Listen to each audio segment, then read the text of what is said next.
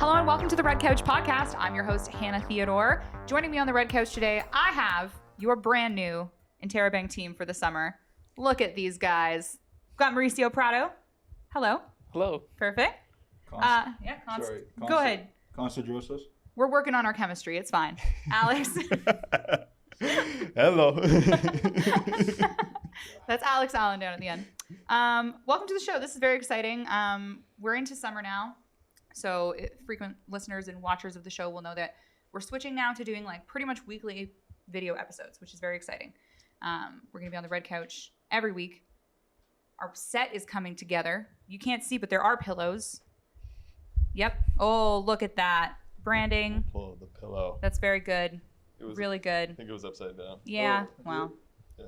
that's fine. Okay. And then we'll get our banner going. We've got it all. It's all coming together, you know? There's a banner? There's a banner, dude. There's a banner coming? Big old banner. Actually, I think it's here. It's just I haven't set it up yet. It's not set up. Okay. We do have a banner though.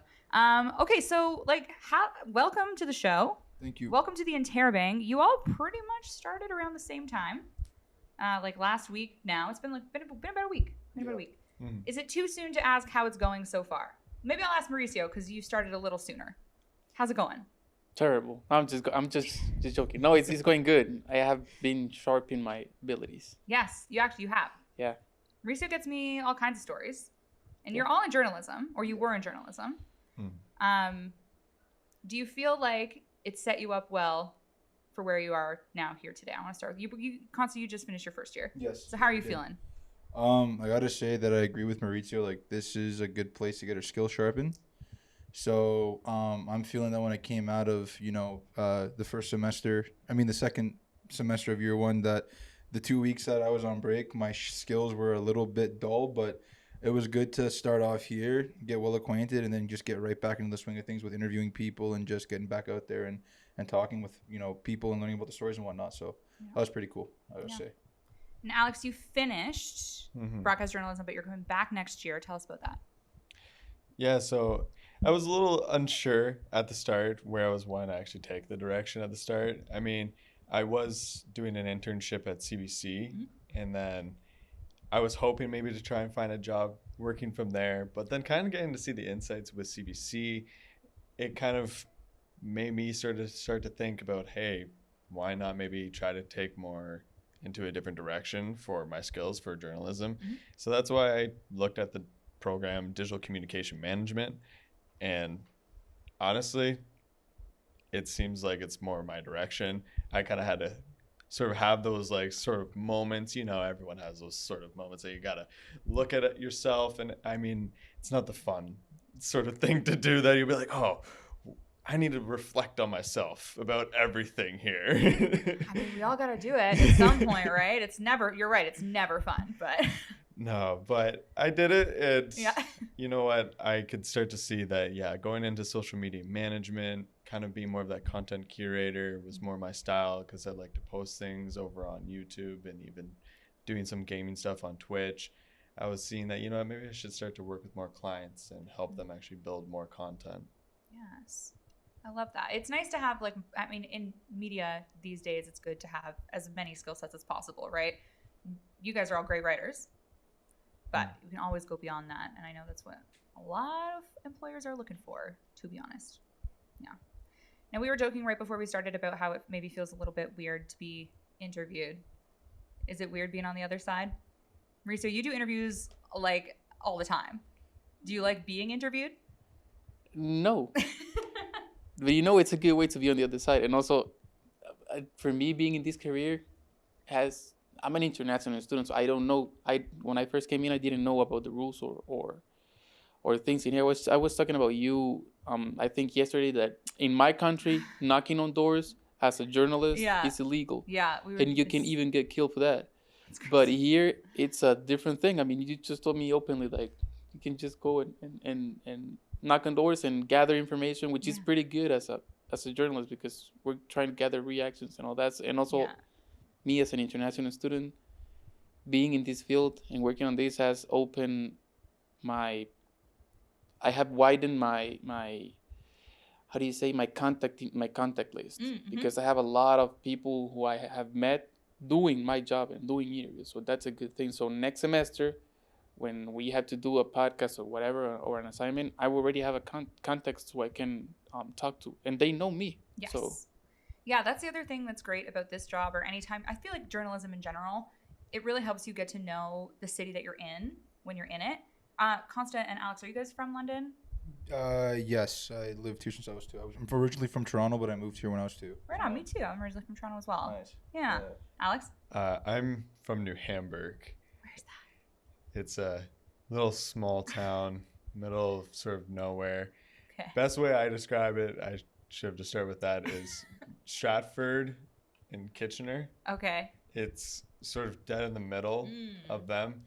You'll drive right through it, and you're in Not Kitchener. even think about it. You won't even You're think gone. about it. Yeah. The only thing that we're known for is this Mopar Fest, where a bunch of American old classic cars come there, and they just Oh. fill the whole field of 2 baseball diamonds Oh my filled gosh. with all classic cars.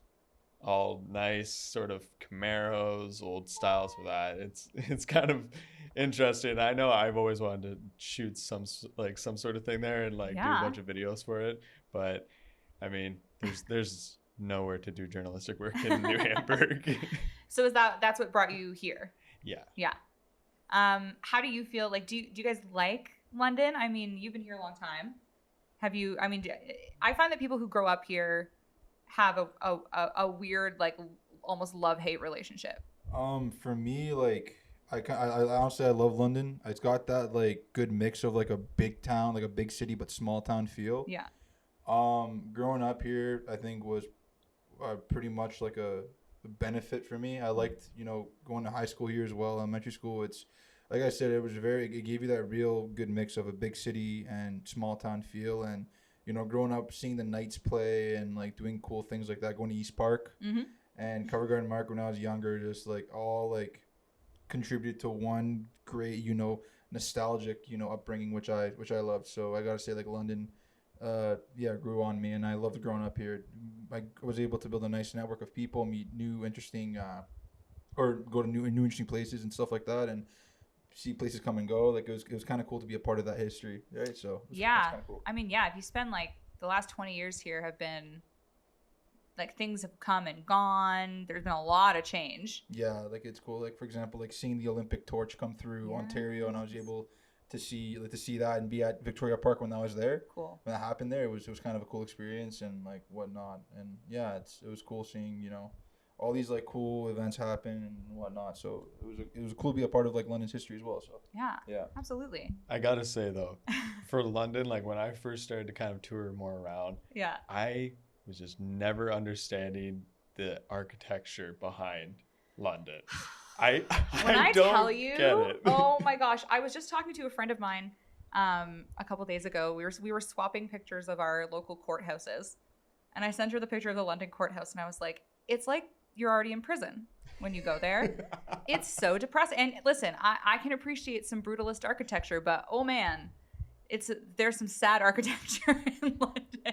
I got to add on to that too, is that like there's weird architecture, but when you're driving down Riverside and it turns into Dundas and you're going over the bridge and all of a sudden you're going around the bend and you're greeted by a big cast iron bull, like a rhino. Yep, the rhino. Which is honestly funny enough that like rhino has been in the news so many times because people have tried to steal its horns or just steal it itself. I mean, at least it has some personality, like at least there's it's interesting that there's a rhino there, but.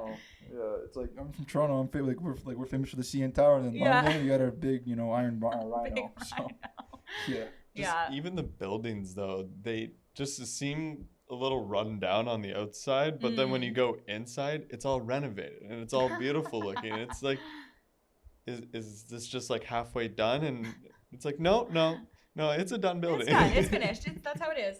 Yeah, I feel like, I don't know, a lot of it speaks to, I feel like, how fast London grew, too, and how fast it's still growing. Like, even, I feel like my building is old on the outside. I've literally had Uber drivers drop me at my apartment being like, you live here? Like, ice cold to me. I'll be like, yeah, dude, I live here, okay? It's renovated inside. I swear, it just looks like that on the outside. But, like, there's a lot of apartments like that. You're not wrong. That's really funny. Mauricio, how do you like London as an international student?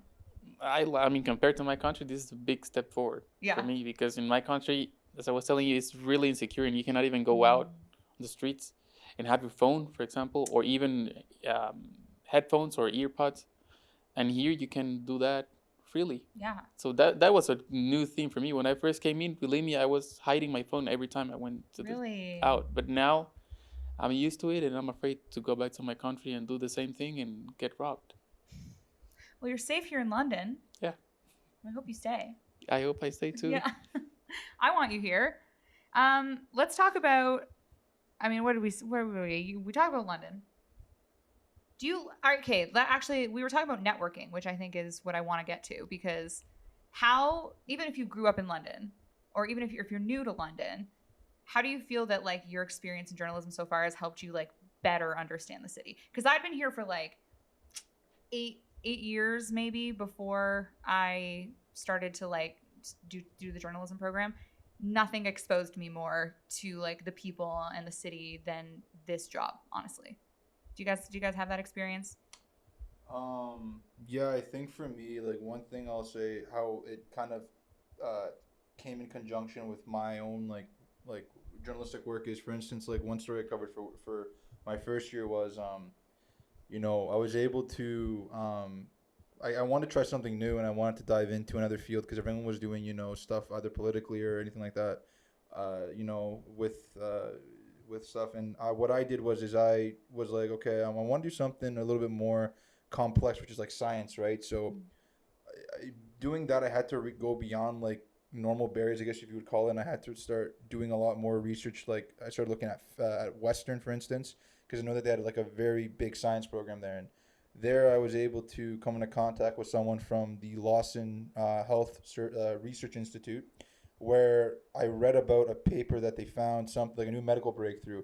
So doing something like that, doing a podcast / documentary style in a piece on that was quite interesting, because I was able to kind of broaden my network into different fields, so that if I want to, let's say, do another medical based news piece, I have a contact in my books now that I could reach out to and get comment from, right? So one thing is, just going out and doing that extra step of research and looking at, what's in your city, right? For either if it would be for like a cultural piece, right, to showcase a certain ethnic group, or even medical science, or all these different varieties of industries that you want to get news from. You talk to these people, and then you're able to broaden your network based off of the people you've interviewed prior, and then maybe get referrals to other people, right? So that's one thing that I kind of learned from being here at Fanshawe and the journalism program, but also just like spreading my wings and getting out of my comfort zone and stuff, rather than relying on my own personal friend group to get stories or stuff like that. Yeah, this work kind of forces you to like put yourself out there and reach out to people you maybe wouldn't normally reach out to. And like you said, like get to know the city that you're in, right? Because you could live somewhere your whole life and like never engage with like the city you live in, right? Yeah, exactly. Yeah, I agree. Yeah, and I think too, like I lived in Toronto till I was like 18 or 19, and that's a city where you can really get trapped in your like little corner, right? Because it's so big. Yeah. You kind of have to, if you're not isolating yourself, it's harder to build a community if you don't like focus it, right? But in another sense, you can get kind of trapped there, right? Yeah. I was an East End girly, but it wasn't until I started going to high school. I went to high school downtown. I was like, there's a lot more out here. East York? No, more east than that. I'm talking Scarborough, dude. Oh yeah, my mom's from Scarborough. Right on. What high school did you go to in Scarborough? I went to high school in downtown. I went to Rosedale. Oh, okay. But my brother went to Birchmount. Okay, my mom went to Bethune. Okay. Bethune, so like Scarborough. Same borough. That's so funny. Yeah.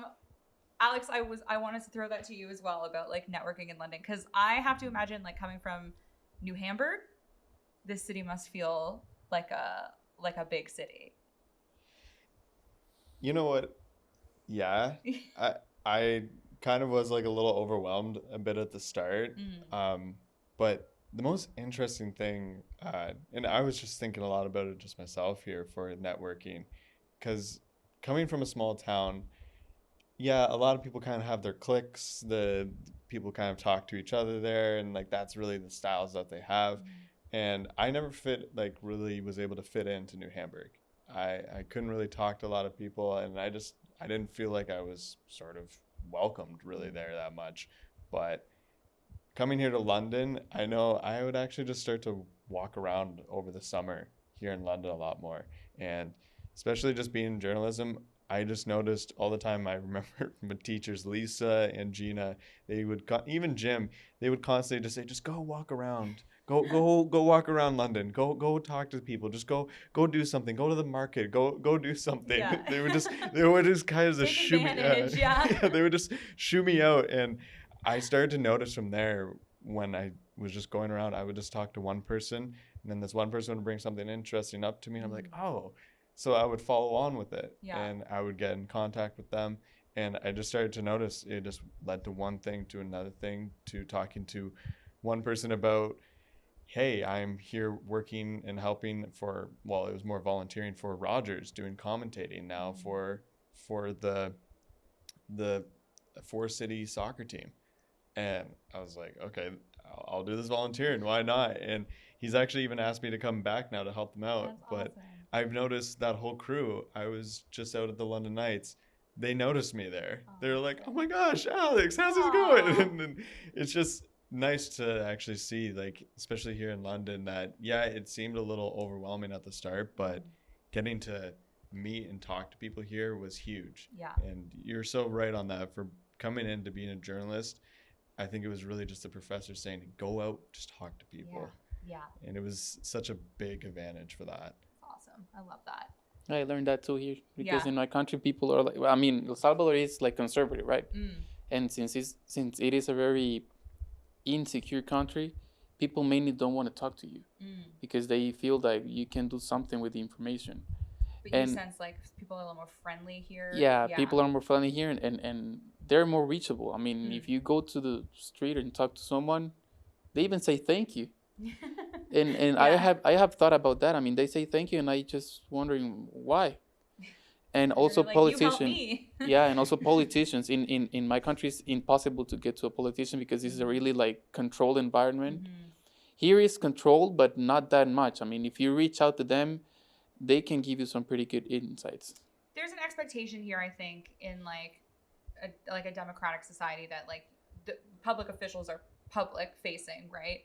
So there's an understanding, I think, even though, you know, they might not always want to, or you might have to go through some hoops to like get a hold of them. The expectation is that if you want to speak to a local politician, they're expected to talk to you, right? Yeah, You don't and keep secrets. we have an assignment on a class that is called politics, in which we had to interview a politician. Yeah. And I was so nervous. I even called my mother and I said, I don't think I'm gonna make it. I have never interviewed I mean, in my country, that's a big deal. I mean, if you get to talk to a politician as a media, you have reached the top of the top in journalism, right? Right. But here I was just like, because I was judging the situation by my own experience. But then I reached out to them via email, and they responded to me, and they even set a time and a date. And I was like, okay, I can take that. Yeah. And then I went there, and I even called my mother, and I said, I interviewed a politician. And my mother was like, no, you didn't. And I was like, yeah, I did. Oh my gosh. So yeah, those little things are, I mean, it's little things, but are significant for me and for other people. I mean, I imagine. Sure. It's such a different experience, right? Yeah.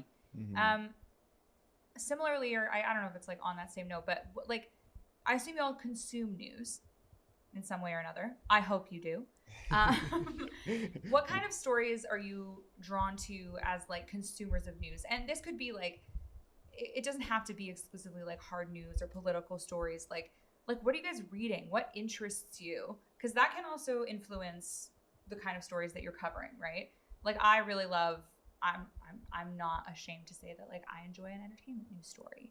You know, culture pieces or like I mean I love American politics from like a distance. You know. From a distance. Yeah, I like watching it unfold in like a sad way.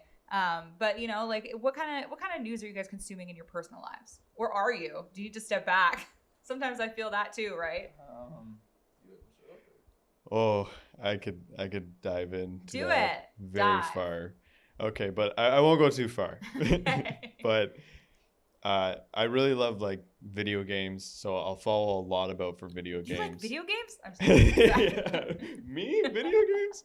I do actually dive so much into that though. love I love doing like even gameplays and Mhm. I'll talk about it and I'll write all about it. I know that's just kind of like my fun geeky side to do. No, it's that good. The I'll- passion side is everything, honestly, with writing. I've noticed it's actually helped me to even figure out how am I gonna kind of find some like sort of strategy if there's something happening in a game. I would actually write it down. I'll be like, okay, that's the clue. That's what I'm trying to find Right. to finish in the game. Sometimes it's kind of fun to do, Cool. but I know even talking for like just like culture aside, I love reading. I love talking to authors and even just the artwork too. I love speaking to art. And recently, when I was in Toronto there for a bit, I got to like speak to artists, but like they were like scientists too. Cool. So it was cool that they were bringing like those two worlds together, and I got to learn so much about that. And I know that's a big side that I love to read into and see all the new side for that. Love it. It's kind of the big side for me. Awesome. Costa? I gotta say, for me, I like a lot of. There's too much. I like science. I like business, tech, even games as well. Like Alex said.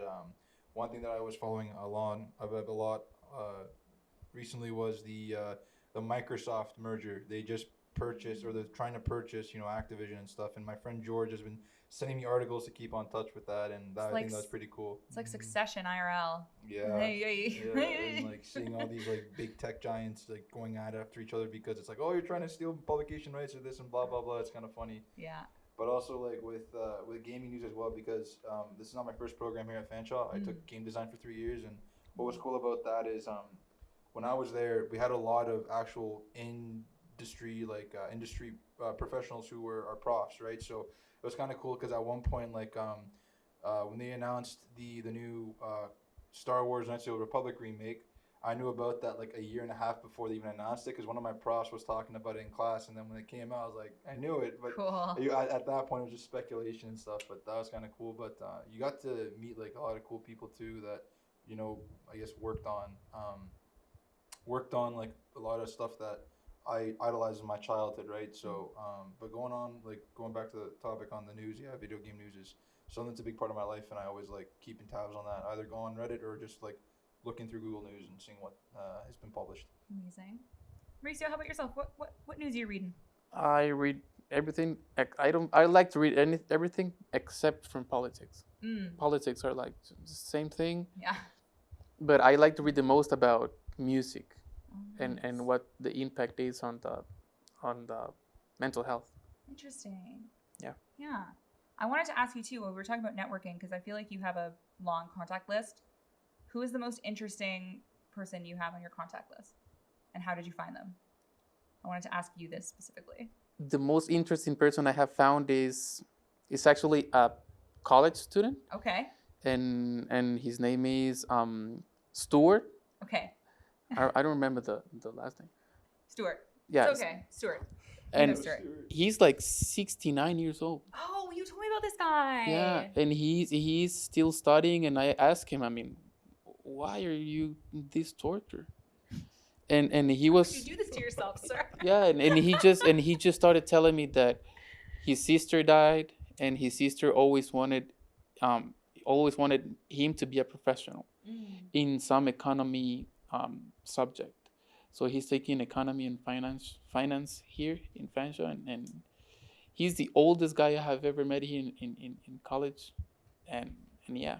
Good for him. I asked him, I mean, do you think that it's a strong like motivation for you to keep going? And he asked me, yes.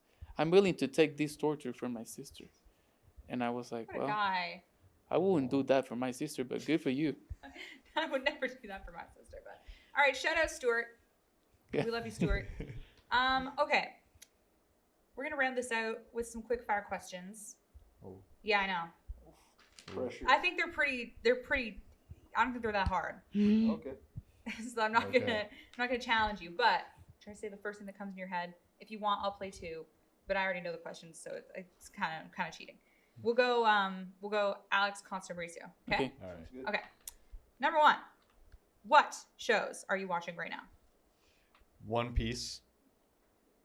That's it because there's 1,000 episodes. Okay. Consta. Vikings Valhalla. Nice.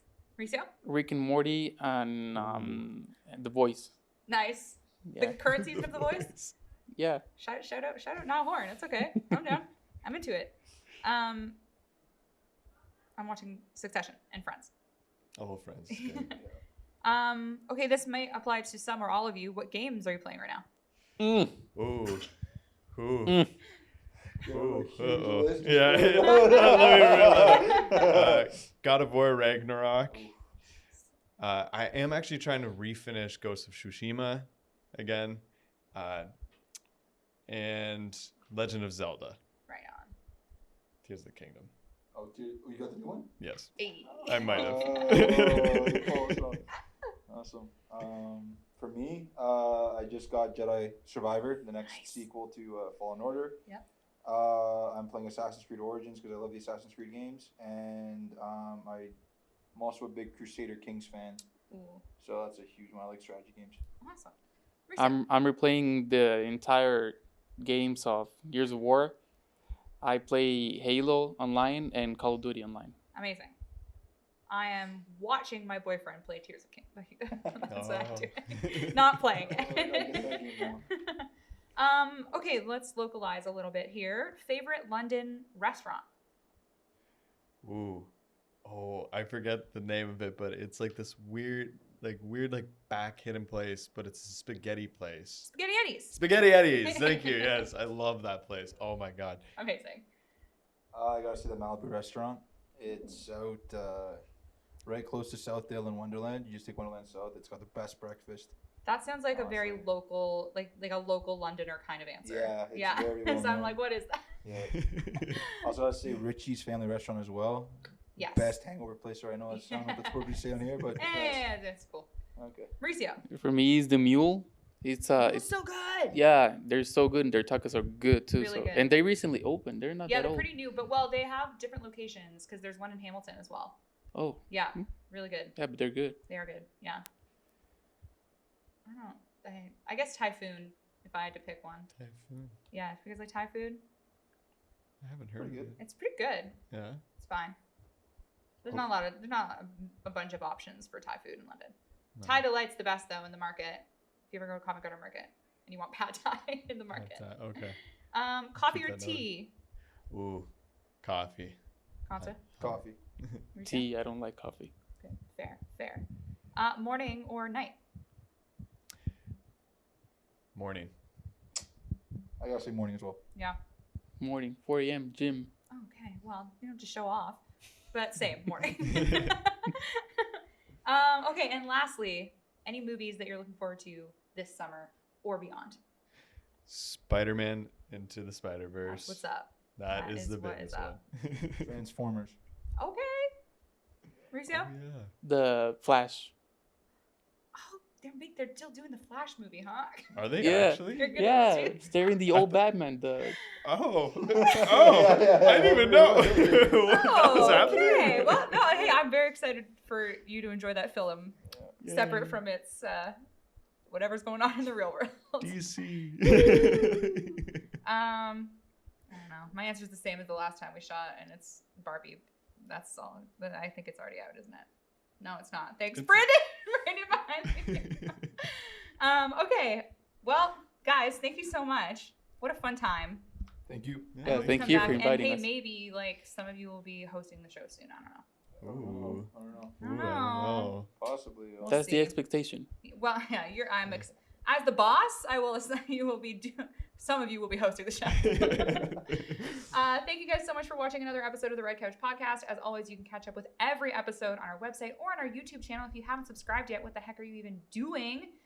Be sure to don't pick up the latest copy of Interrobang because there aren't any, but you can follow us on Twitter, Instagram, or Facebook, and subscribe to our newsletter to keep up with all things Fanshawe. For the Interrobang, I'm Hannah Theodore.